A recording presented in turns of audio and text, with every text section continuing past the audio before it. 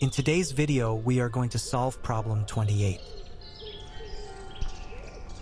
This video is fast-forwarded. Please watch at 0.50x speed. I will talk with you in the end of the video.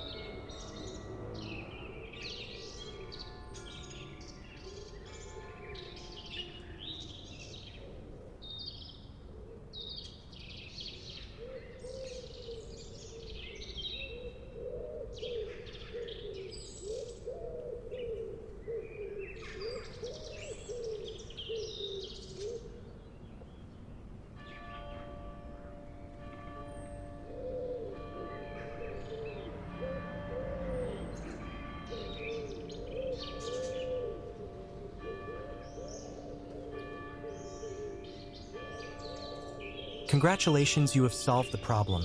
A few other videos on Blender problem will come very soon. Please join our channel. Thanks for watching.